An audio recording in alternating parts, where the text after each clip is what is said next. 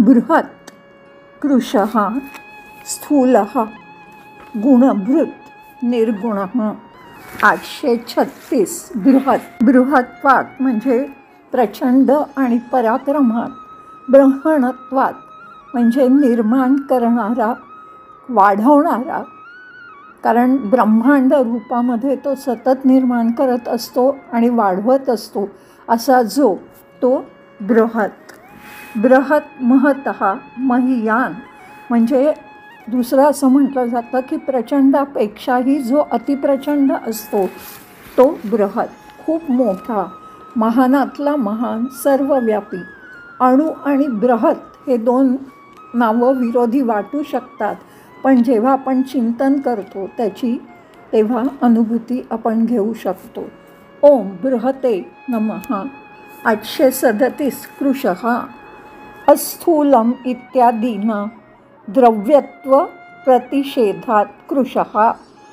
स्थूल नाही किंवा तसेच पदार्थासारखा नाही अशा नकारात्मक विचारांनी किंवा विरोधाभासांनी त्याला ज्याचं वर्णन केलं जातं असा तो कृशः। किडकिडीत, नाजूक, बारीक, इथेही विरोधाभास जाणून बुजून केलेले दिसतात की ज्यामुळे चिंतनशील मन एका उज्ज्वल अनुभवामध्ये प्रवेश करू शकतं, असा जो स्थूलही आहे आणि कृशही आहे असा ओम कृशाय नमः।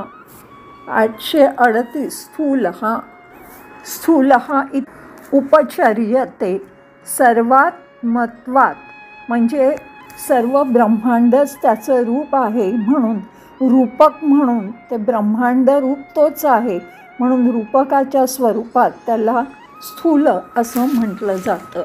लठ्ठ, कठोर, सर्वात मोठा, शुद्ध चेतना रूपात तो सूक्ष्म असतो, तो ब्रह्मांड रूपात तो विराट सगळ्यात जास्त स्थूल असतो, असा जो तो स्थूलः। ओम स्थूलाय नमः। 839 गुणभृत सत्व रजस तमसाम।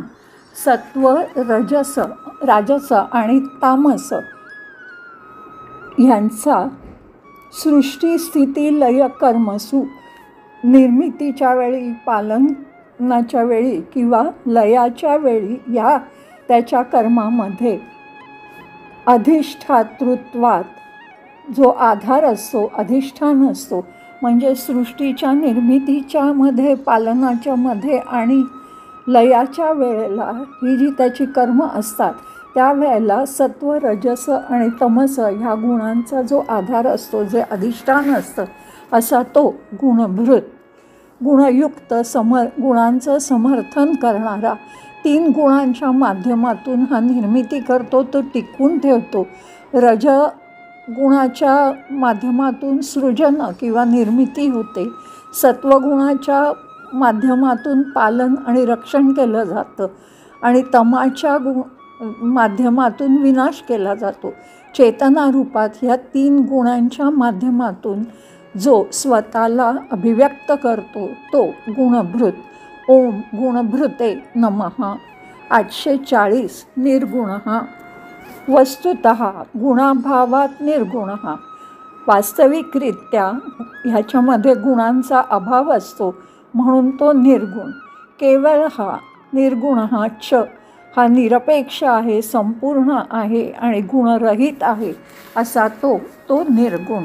कोणत्याही संपत्ती जड, नाशवान, परिवर्तनशील अशी असते, पण परमेश्वर हा संपत्तीहीन, अविनाशी, अपरिवर्तनीय पदार्थांच्या उपकरणांमार्फत आपल्या अवतारांमध्ये तो गुणभृत म्हणजे गुण अंकारून मायेचा आश्रय घेऊन तो अवतार घेतो, पण तो खरं तर निराकार अद्वैत असा आत्मा आहे, असा गुणरहित असलेला निर्गुणः।